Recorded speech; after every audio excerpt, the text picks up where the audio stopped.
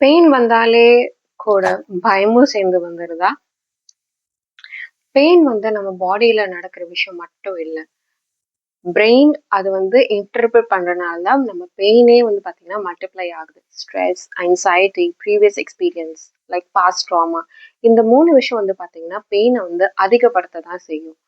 So, for example இப்ப வந்து ஒரு டைப் ஆஃப் இன்ஜுரின்னு வச்சுக்கோங்க. லைக் ஆங்கிள் ட்விஸ்ட்ன்னு வச்சுக்கோங்க. Not like too much extent ஒரு ஆங்கிள் ட்விஸ்ட் எடுத்துக்கலாம். சரியா? இப்ப வந்து 2 பேருக்கும் ஆங்கிள் ட்விஸ்ட் நடக்குது. அதே இன்டென்சிட்டியோட.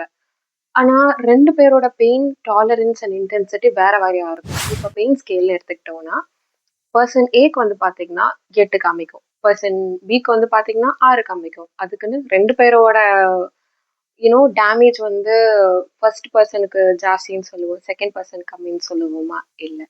Pain is not the only measure to diagnose anything. ஒருத்தருக்கு வலி அதிகமா இருக்கிறனால டேமேஜ் அதிகமா இருக்கணும் இல்ல. இன்னொருத்தருக்கு வந்து வலி கம்மியா இருக்கிறனால டேமேஜ் கம்மியா இருக்கணும் இல்ல. அவங்களோட பெயின் டாலரன்ஸ் வேற வேற. அவ்வளோதான். ஸோ பெயின் வந்தாலே உடனே பயப்படாதீங்க. சரியா?